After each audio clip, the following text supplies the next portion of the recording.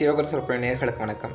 வருகிற 27ஆம் தேதி திருச்செந்திலாண்டவனுக்கு சிகப்பு சாத்தியானது நடைபெறுது. இந்த சிகப்பு சாத்திக்கு சிறப்பு என்னன்னா, எம்பெருமான் சிவரூபமாக காட்சியளிக்கிற நாள் இந்த தினம். எம்பெருமான் மாசி திருவிழாவில் 3 கோலங்களை நமக்கு காட்சி தருகிறார். பச்சை சாத்தி, சிகப்பு சாத்தி, வெள்ளை சாத்தி. வெள்ளை சாத்தியானது படைக்கும் தொழிலாகிய பிரம்மனை குறிக்கும்.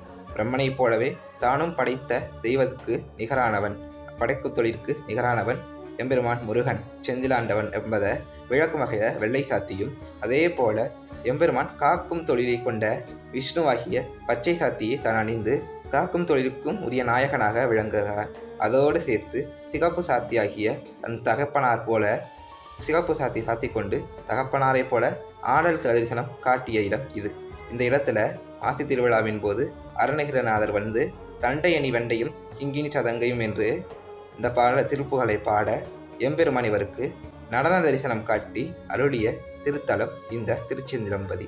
இந்த இடத்துல மாசி திருவிழாவில் வாய்ப்புள்ளவர்கள் எம்பெருமானின் சிகப்பு சாத்தியை கண்டு தரிசியுங்கள். நன்றி, வணக்கம். வெற்றிவேல் முருகா.